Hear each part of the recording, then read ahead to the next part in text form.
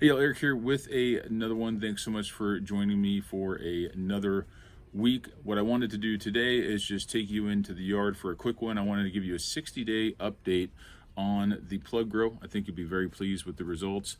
At the end of this video, I also wanted to give you just a quick rundown of my fertilizer schedule. It's super simple, and I think it's something that anyone can really implement. So without any further ado, please like, subscribe, share the video if you enjoy the content, and let's get right into the yard. So here we are 2 months in. Sorry for the plane noise. And just got done weeding mostly. I'm starting to see little areas that I missed. I have not mowed yet today, but I will. Some of these I'll trim by hand, and others, other areas I will just straight mow. As you can see, we do have some Bermuda coming through that I talked about earlier, and I'm not too worried about it at all. The reason being is the area that the St. Augustine is in is going to grow so fast, as long as I keep watering it heavy and mowing, that I think the St. Augustine will take care of it. Time will tell, and I will take you along for the ride. But look at all this growth. I mean, this is 2 months in, 60 days. Incredible. Look at the thickness of these blades. I mean, if that ain't happy grass, I don't know what is. So very happy about how this is going so far.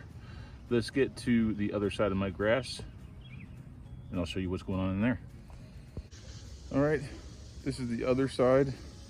As you can see, I need a little trimming there. I need to do some trimming all the way around.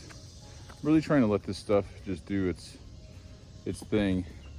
Here's an area where I planted some plugs because it was bare spots. You can't even tell there's even plugs there. I mean, you can because there's like 2 peaks right there, but I mean, this stuff is growing like crazy. Pardon the shadows. This is where the majority of the plugs were planted. I mean, this is incredible. Filling in nicely. This area had a bunch of spurge in it. As you can see here, there's still some around. But there was big flat pieces, and I'll show you an area where there was. Right here, there was a big flat piece here. Spurge will and just cover an area, and the St. Aug will go under it, but it won't grow rapidly. Now that that's open, watch that fill up. You can tell there's a peak, that's a plug, that's a plug, that's a plug. There's some spurge over there. But man, this stuff is taking off. Cannot be more impressed with how this stuff is performing this year. And also very happy about the decision I made not to use herbicides, because they really do stunt growth. I did use herbicides in my backyard, which I needed to. I had a couple things going on. Worked very well, but stunted my grass for 2 weeks. We would not be where we are at today if I would have used Celsius or Avenue South up here. So just picking by hand. It's not a huge area, and it gets me outside in the lawn in the morning, and I get to admire this grass for what it really is, which is just one hardy, beautiful grass. So what's the fertilizing schedule been for the plugs? So what I've done is I've used nothing but all-purpose fertilizers that you can find at your local big box Lowe's or Home Depot. Stay Green 13-13-13 is what I've been using. I'm putting that down once a month, and I'm also putting down RGS by Next, which I picked up on Yard Mastery. I picked up 2 5-gallon jugs of it. It was on sale a couple years back, and it's lasted me a long time. And I'm applying that once a month as well. So I'm staggering. Every 2 weeks I'm applying something, either the RGS or the general purpose fertilizer. What has that done? Well, what it's doing right now is it's really establishing a root system in these new plugs, and that's really important as we start to establish new grass. It's working so far this year. As you can see, the results are pretty good so far.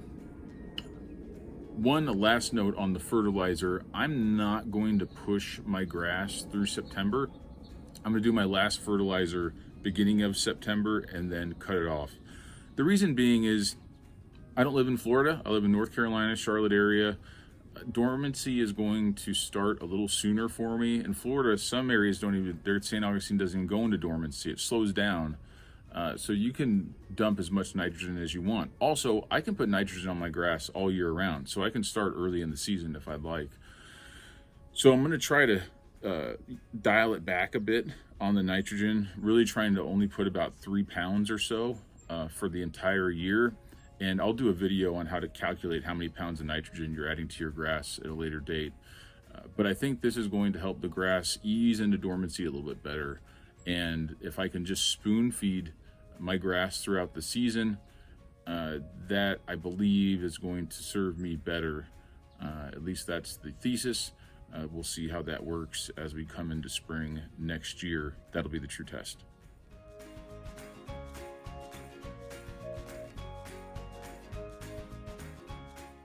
Well, that is it for this one. I really hope you enjoyed the content. If you did, please like and subscribe. And as always, we'll see you on the next one. Bye now.